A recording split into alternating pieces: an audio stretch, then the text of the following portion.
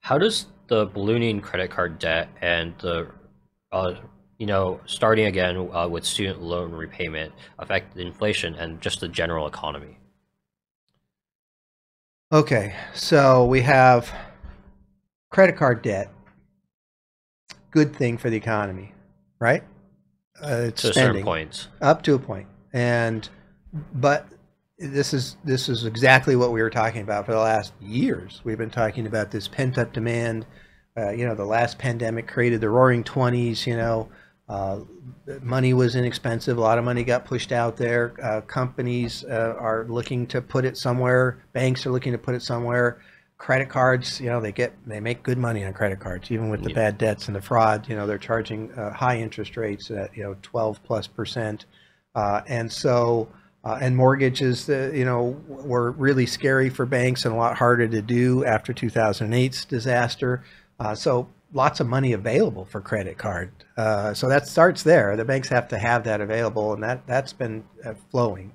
And so people are using that, and that's good for the economy up to a point, right? I mean, we'll see. I think we're pretty far away from a point where it's not good for the economy. Yeah, and so credit card debt, I think the reason it's in recent news is a trillion dollars of credit card debt for, We. and so it becomes detrimental when people start to tighten their belt, essentially stop spending, Right. and they have to pay more to their credit card debt, That's right. and Yeah. that's where it kind of snowballs down. That's where it's kind of like a whiplash, because it's a big jump for the economy, and then everybody gets too far off on the credit, or somehow it starts becoming restricted because of economic situations, regional banks having trouble, or whatever it might be, and then everybody starts having even less money than they did prior because they're not spending credit cards; they're actually paying on their credit cards, right? So that kind of relates to the student loan. So if they're not paying for student loans, that's good for the economy, Yeah. right? And there's a lot that money comes back in potentially into the economy. If they have to start paying on student loans, that is a drag on the economy. Yeah, so there's 43 million people with federally held student loans, Wow. and then I think a lot of the private, loan companies are also following kind of that same pattern of when public or the federal loans go into repayment, so do theirs, and That's so it's going to be heavy. that's a lot of voters. Yeah, That's why this is such a political football.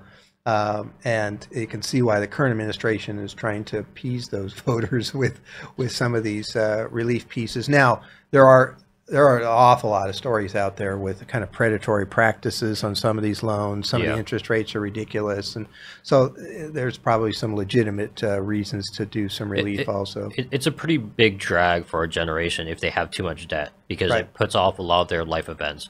So buying a house, having children, so it kind of everything gets pushed back if you have too much debt, and so it's kind of that balancing act. I saw analysis once on countries that have mortgages on homes versus countries that don't, and the appreciation on homes, of course, was much higher on countries that had mortgages, right? So if you take that to university cost and college cost, I think that's part of the driver for college costs. When people can borrow money fairly easily, in a lot of cases, to pay for college, colleges start charging more.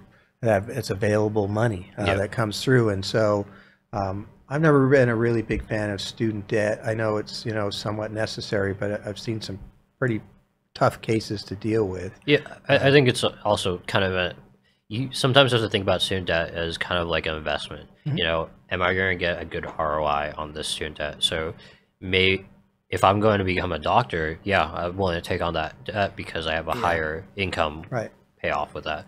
But maybe if I'm becoming a writer, maybe I should take a smaller debt burden. That's right. Yeah, exactly. Where your income is less certain going forward. Yeah, no, it's an interesting area altogether. But I do think that repayments will be somewhat of a drag on the economy as people are paying those back It, instead of. it, it could help with inflation though, because if Yep. people have less money to spend, Yep. inflation will come back down too. That's right. Yeah, and there's always that side too. That's the funny thing with inflation. Is actually the good news is bad news, and bad news is good news. For inflation. So unemployment goes up. Well, that's bad news, not for inflation, Mhm. especially to a certain degree. People start having to pay back their credit. That's bad for the economy. Well, not for inflation, right? Yeah. So yeah, and we're in an inflationary environment, and that's where it gets kind of confusing. But it's really it's pretty straightforward when you really think about it.